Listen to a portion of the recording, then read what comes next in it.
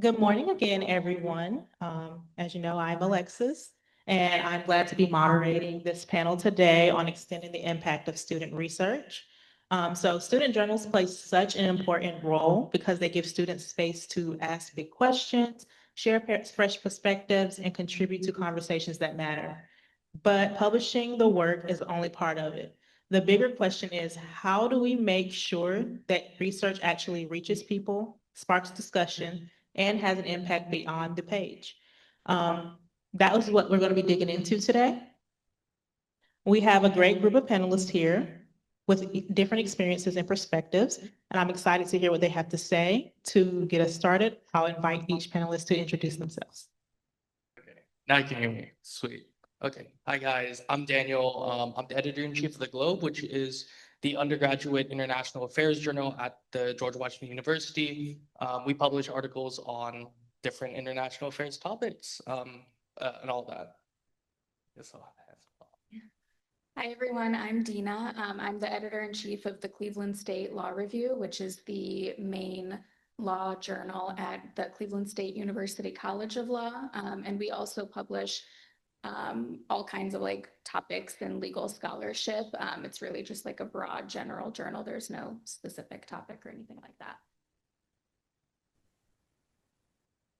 And then, hi everyone, my name is Sarah Strolger. I'm the editor-in-chief of The Compass. It's a sister publication to The Globe. We post short form articles about international affairs issues, so similar to what The Globe does.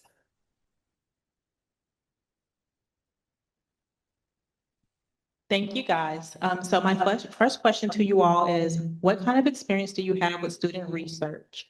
And also, in what ways are we as student journals able to increase the impact of the research that we do? I guess I'll start because I still have the microphone. So I've had extensive experience with student research through my role as editor-in-chief of the Cleveland State Law Review. I've worked closely with legal scholarship at kind of every stage of publication. I've dealt with evaluating submissions, conducting source checks, editing for substance and clarity, and just generally overseeing the broader publication process. And like I said, we are a broad journal, so I've touched on different scholarship on various different legal topics like corporate law, constitutional law, other emerging legal issues, and that's it.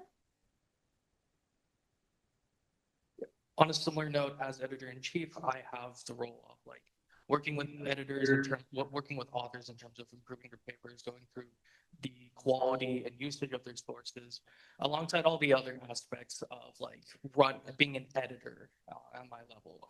By the nature of international affairs being a very multidisciplinary field, I have also had to work through a variety of different subtopics, a lot of different regions in the world. So we can have something from IR theory to the policy world to more complex economic ideas, things that maybe the level of the diversity and spread in this journal is wide. So it meant that I had to have a very wide perspective in looking through all of the sources, all of the work of our great authors and editors.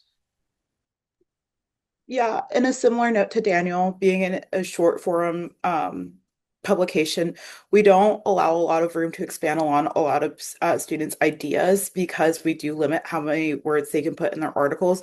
So adding in a lot of theories, adding in IR theory especially can be challenging, but it's very interesting to watch how our writers go about doing that and how they go about writing their articles in a way that's very accessible to the general public, but also at the same time still being informative and including all of the theories that they would like to include in.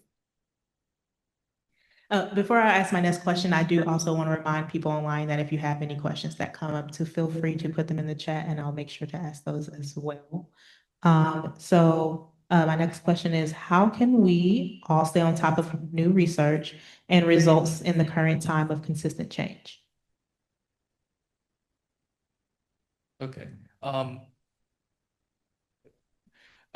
Coming from, again, I think in my view, the biggest way that we're able to develop, utilize the newest research that comes out in the field starts with our staff at the lowest level. Like in our journal, we call them associate editors, who are the direct ones going through the nitty-gritty of the papers that we submit. I only look at them from maybe a surface level angle, and these people are the ones who are rather the specialists. I think I can call myself the generalist. They're the specialists. By the nature of IA, where there's so many different topics, so many different regions that we have to look at, I cannot be the one who knows the newest groundbreaking research on that topic. Hence, whenever we're looking for new staff and associate editors, we're looking at the expertise of these people. Do these people have a regional skill? Do they have a quantitative skill, or do they have a theoretical background? Things that means that they are naturally going to be looking at the newest research that's happening, and will be able to also understand what the newest research and developments in the field are, to best apply that into their editorial process when looking and reviewing each paper. It's crucial that we have the expertise on a wide lens, but also on a deep lens, in order for us to properly implement the level of new and novel research that's coming out right now.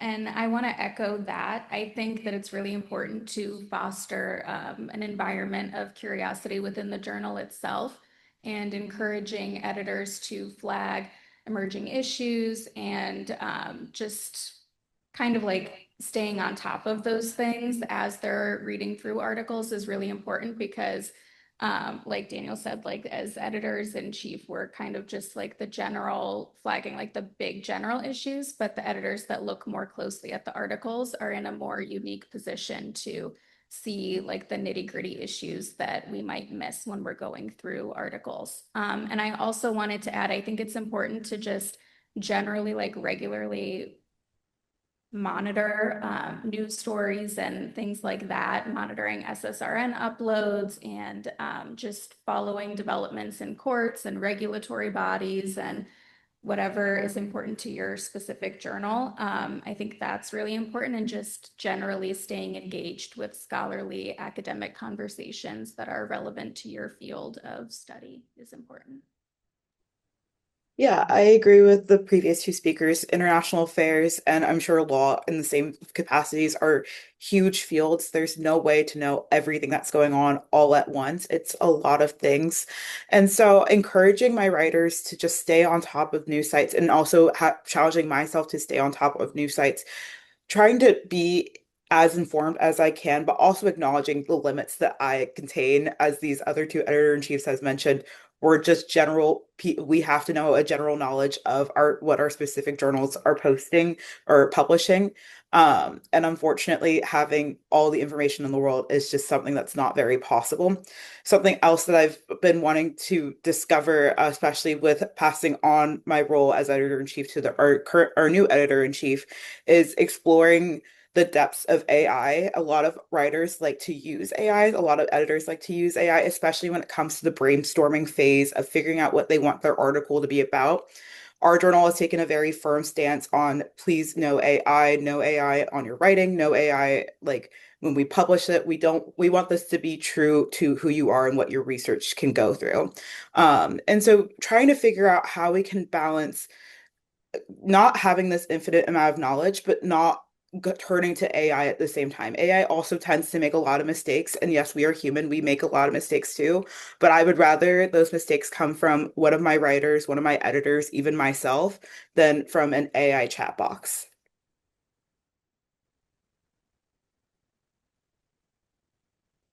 Thank you. Before I move on, are there any questions in the audience?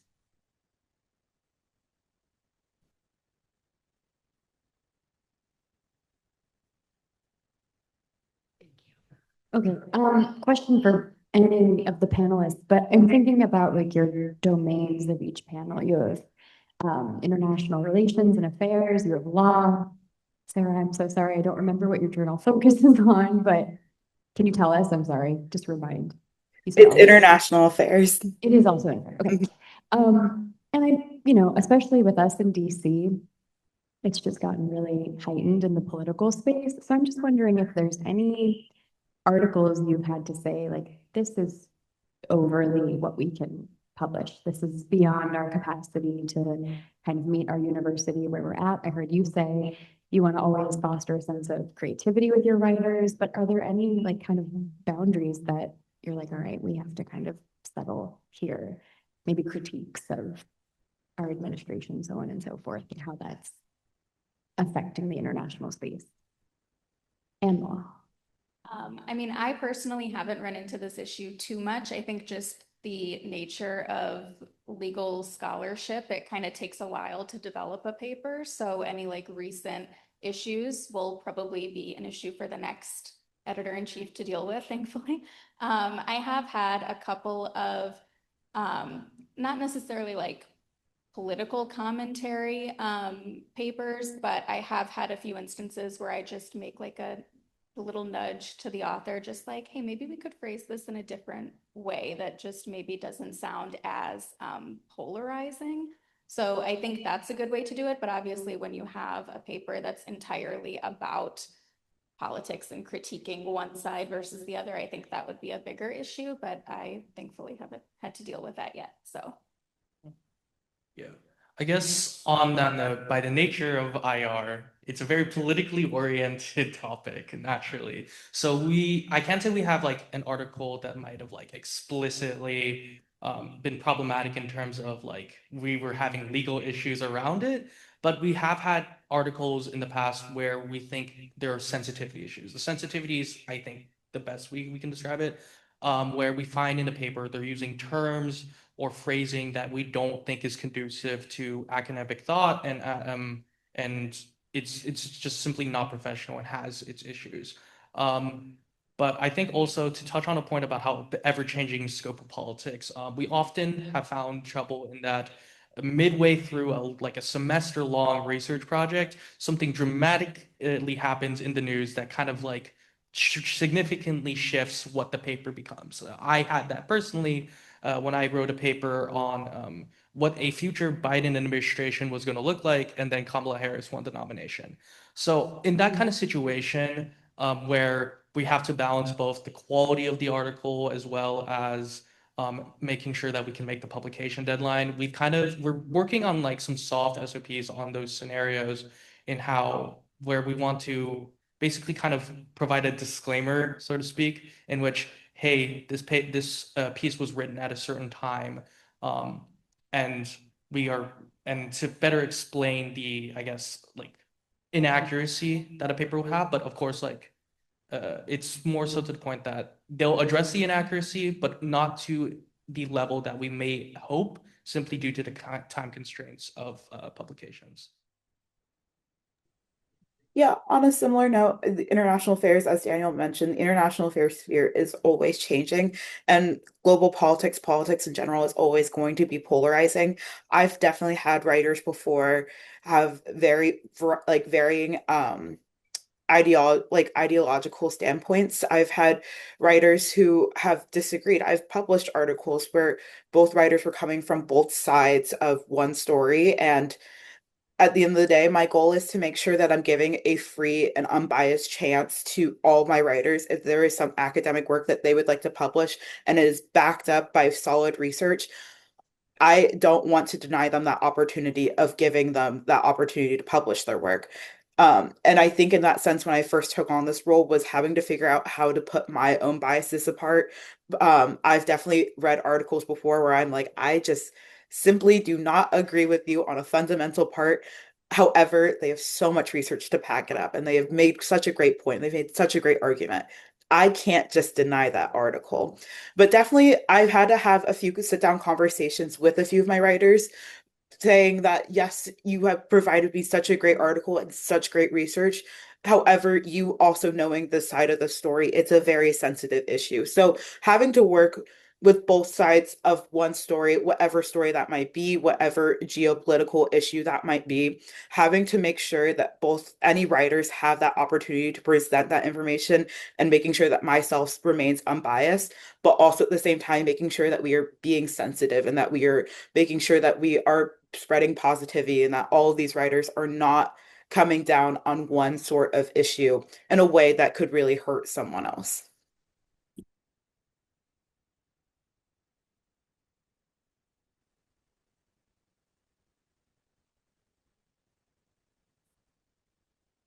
Yeah, so I just had a question because you guys said you don't use AI and you don't encourage your authors or your writers to use AI. Is there any type of program that you guys are using to detect if there is AI being used? But I do know that's like a double-edged sword of like there is AI like checkers, but they're also AI. So like it's kind of hard to find. I've also found it difficult within our journal of like detecting what it is. And then I guess it's a two-part question of like, is there anything listed in your guys' submissions stating that there is a zero tolerance of AI? Okay. To answer your first question, no, we don't use any like of those AI checkers.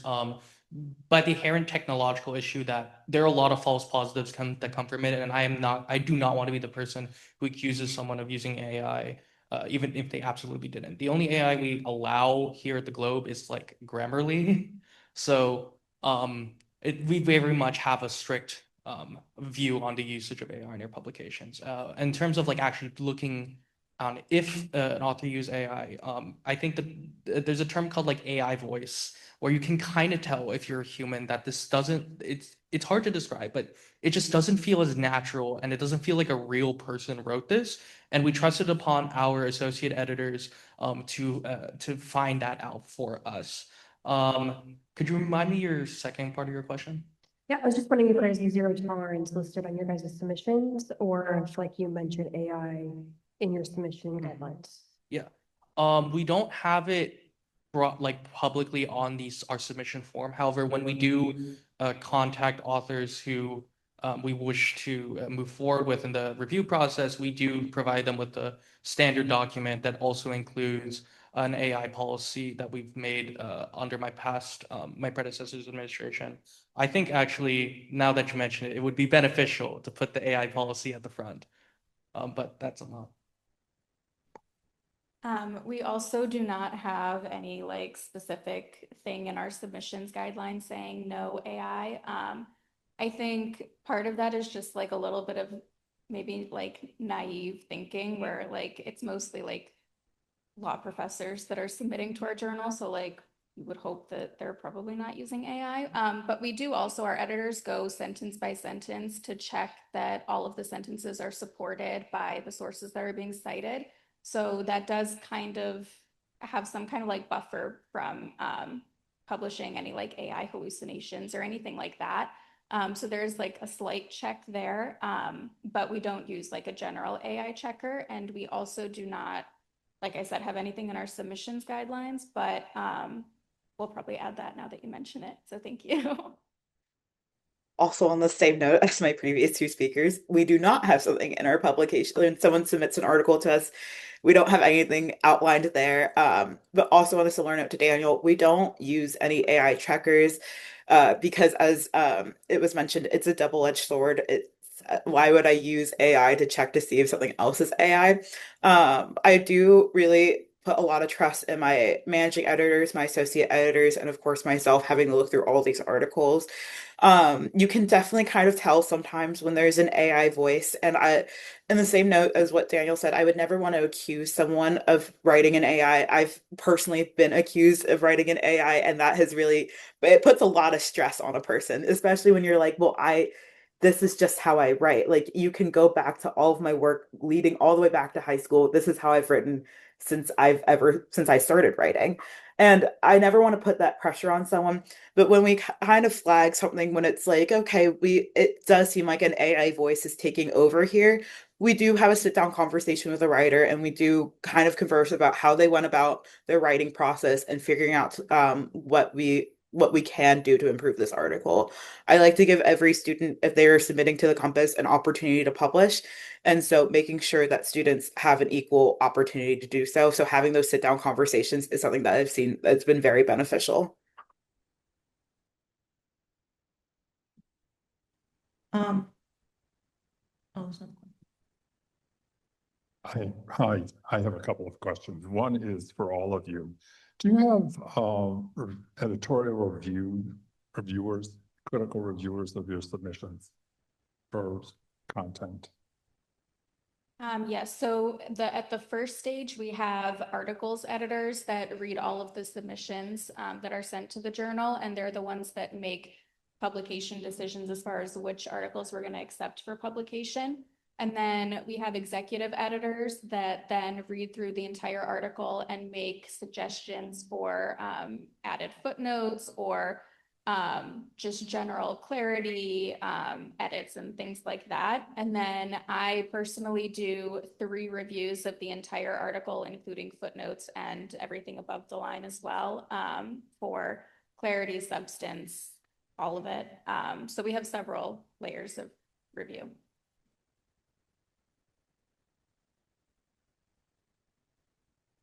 Yeah, for me, I have a similar, like at least for the editor-in-chief, I look through each and every submission that we have, like once for the actual content, twice for source, as well as some grammatical things. But I don't do it alone. The managing editors at the Globe, they have like a specific article assigned to them, or 1 or 2, and they also take their own review of the piece to check for the same things that I'm looking for, providing their own comments to the associate editors. So like an associate editor who gets a piece to review, they're getting my comments as well as the comments of the managing editor prior, and then also the author receives those comments once they complete their first round of review. I guess I have a little bit of double advantage here. Daniel and I's publications are sister publications, so we follow the same kind of cycle. I first review every single article. I pass it along to my managing editors, and then my managing editors pass it along to an associate editor that gets sent back to the writer, and then it is sent back to me for one final review. I think my other advantage in this is that because it's a short form publication, I don't necessarily, it's easier for me to go through more articles. We can handle a higher volume because these articles are about 750 words to about 1500. So that really does help give an advantage, especially in the editing cycles. Thank you. So we've been talking a lot about AI. What about plagiarism? Checking for plagiarism. We also have a plagiarism policy that we send over to in the same package that we send our AI policy for us. In terms of plagiarism, it's again fundamentally down to the source checking. Me and my managing editors do a preliminary source check at the beginning of the review. And at the end of their 2 rounds of review, we also have a second round of source checking. It's checking not beyond just, hey, are you actually citing this work, and making sure that statements that are made are being cited, but they're also being cited correctly without misconstruing the original author's intent. And we kind of do 2 things to protect against plagiarism. So like I said, our executive editors will read through the entire article for every single article. And for any sentence that's not supported, that sounds like the author got it from somewhere else, we will add what's called a needs cite. And then our associate editors will go through and look for support for that sentence. And then on the flip side of that, our associate editors are going sentence by sentence, footnote by footnote, to make sure that what the author is saying supports, or what the author is citing supports what they're saying. And I will also review all of those sources as well and flag anything that looks like it should be either a direct quote or the author needs to paraphrase, because it's basically a direct quote from what they're citing. So I have had to leave, I think only like 3 or 4 comments like that. So we haven't had too many issues, but we do have a couple of ways of protecting against plagiarism. For our publication cycles, the way that we go about checking for plagiarism is that we require all of our publications to have those in-text citations. If you are taking something directly from another article, I need to see that citation right then and there and see how you used it. Luckily, because again, these are more short form articles, it's a little bit of an easier process. That process does fall more on myself and my managing editors. It is definitely my responsibility and my managing editor's responsibilities to go through these sources, make sure that we are not plagiarizing off of other articles. And then something that's very unique that we've been trying to implement is making sure that the articles that we previously published are not being plagiarized. We have a lot of articles where they kind of fall into the same realm, same geopolitical issues, and we want to make sure that these writers are contributing their own individualized work. So if they would like to use a previous article that has been published, they are more than welcome to use that as a starting point, but we really do put an emphasis on this is your own research, this is your own article. You have to make sure that it is all you. Thank you. So I want to share a story with you about AI that's not about writers. It's about reviewers. So I submitted a paper to a peer-reviewed journal, and 2 weeks later, 2 weeks, okay, I get this review back. And the the the comments were lengthy, word lengthy. And one of the comments was like essentially said nothing very positive about this paper, other than the underlying message was to rewrite it from scratch. So it kind of dawned on me that it's not only AI that's being used for writing, it's AI being used for reviewing. That's just a comment.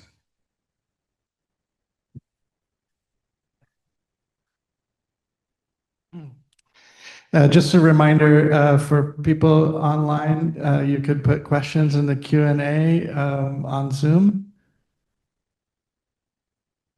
Yeah, I can quickly comment on your comment.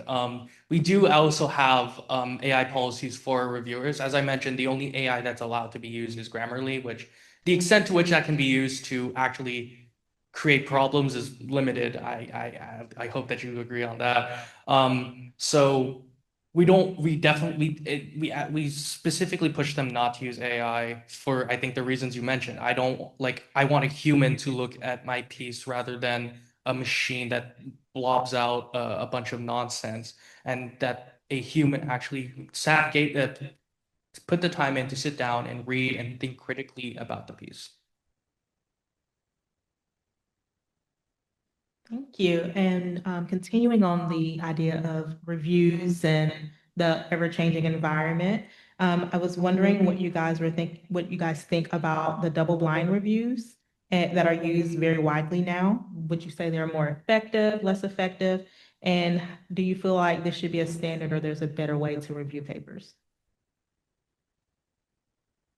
Yeah, I want to say in my experience, the blind review process has been worked perfectly fine for our purposes.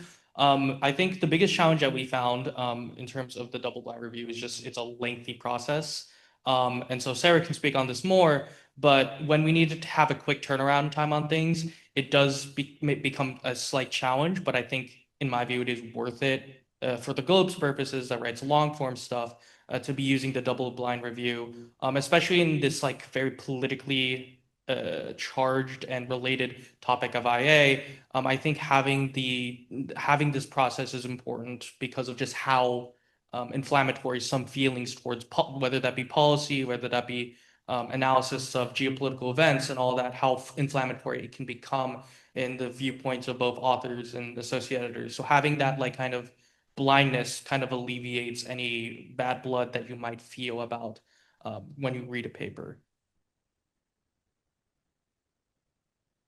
I think that double blind reviews definitely have some benefits. I think that it helps to reduce bias and can ensure that submissions are judged based on their merits and not necessarily on like an author's name or institutional affiliation or anything like that.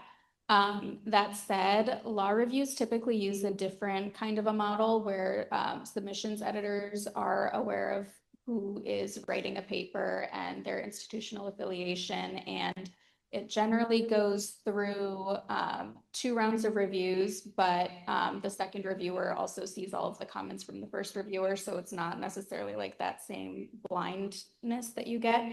I don't think that there's like a one-size-fits-all approach. I have been thinking about some kind of like a hybrid model where you have like an initial review that's like the normal kind of, at least like in our experience, a normal like law review style review. But then you also seek subject matter feedback from professors that are like experts in the area. But I do think that that would be really hard to implement just because professors are already super busy and it would kind of be difficult to get them to want to take the time to do all of that. So I don't really have an answer other than I think just, whatever works best for your journal, I think is probably the way to go. Yeah, kind of echoing off our previous speaker, it is for the Compass publication, double-blind reviews are not something that we do simply because of how quick of a turnaround we need these articles to be. We follow a very strict deadline with publication cycles, and we don't always have the time to allot for that. I will say, in my experience, I was an associate editor for the Globe, so this is something that I have partaken in, and that is definitely, I think, really added a bigger advantage when reviewing these articles, especially when it comes to international affairs fields and a lot of the geopolitical issues going on around the world. You will always have two sides of the same story, and you just want to make sure that you are getting out the facts followed by what the writer has to say. So I guess in a sense, it really does depend on your publication. For my specific publication, The Compass, that is something that we don't necessarily do, nor something that I don't think is something that we would want to implement. However, for longer cycles, like for publications like the Globe, that is something that is more beneficial.